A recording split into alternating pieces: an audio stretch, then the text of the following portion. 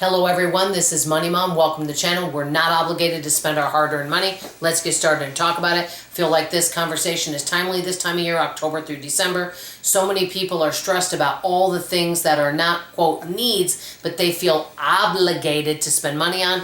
Hey, I've been there. I totally know how that feels. I feel a lot of guilt when I don't do all the things I used to do for people. I recently heard a family that was kind of feeling some guilt because this particular person lost their job, got a new one, but doesn't pay as much and are a little bit behind on their budget. Well, she has 3 kids. She's used to letting the kids get a brand new costume each year, buying candy, donating candy for this fall festival. She says, I just can't do it all this year like I used to. I used to do gifts for everybody. She says, I'm not making the money. We've had to cut a lot of things from our budget and I'm just not able to do it. And she feels really bad about it. I had a conversation with her. And that's not the only person. A lot of people I know of are really finally starting to cut back on some of the gifts. And this is throughout the year, just not, during, Christmas, but all year round because they just can't keep up with everything. So gifts is one thing, dinners and entertainment, and I'll give you an example. I know someone that her and her husband don't make very much money, but the rest of their family members do. Well, they have this tradition where, and I told her, I said, why don't you bow out of doing it? She says, no, it's a family obligation.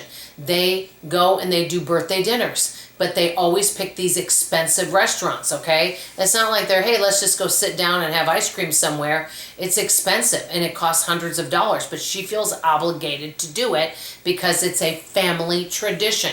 I think many times people do things out of obligation, people pleasing, and tradition, and they don't, and it's something that maybe even brings them joy and they don't want to cut it out, because maybe it does feel kind of, how would I put it, poverty consciousness, if you would say, because it makes them feel a little bit down. I think there's a fine line when we're budgeting anything that we don't cut everything out of our budget that brings us joy, because that I feel can be demoralizing.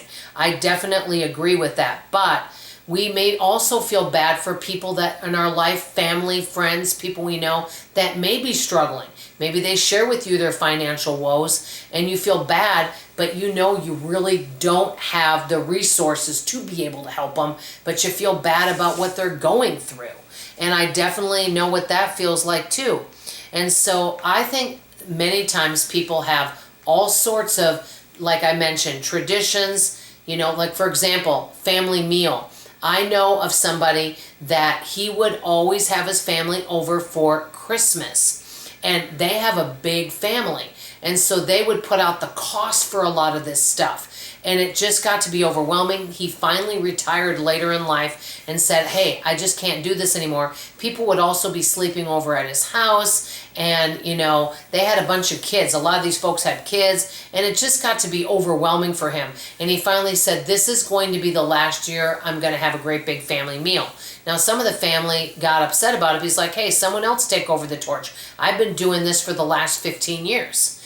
So sometimes we have to make changes, and we also have to realize that some people may not be happy with that. They may say, hey, you used to have these family meals. We used to do birthday dinners. We used to exchange gifts. People in your world may not be happy about it, but that's why I always do the this or that game. Well, I can either do a birthday gift or a Christmas gift. I can either provide a meal on this or I can do this, but I can't do both. And you pick and choose things that you feel are within your budget, but still be generous. And I am a big person that loves to give to people.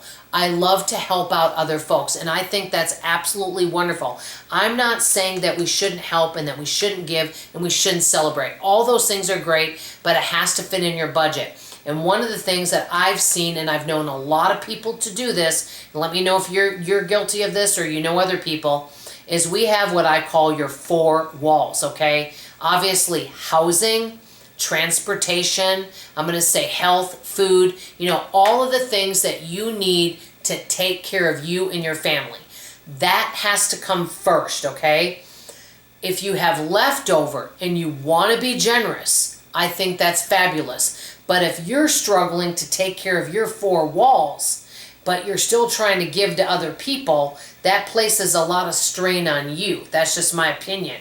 And many of you have written in the comments below that, hey, you used to give and be generous to, your family and friends. But over the years, things have changed in your budget and you're just not able to do that anymore. Some of you may even feel bad, but you've had discussions with your family, and hopefully many of them have been understanding about it. But the bottom line is, we really need to, in my opinion, take care of our four walls first, then make a realistic budget for all of these types of what I call extras.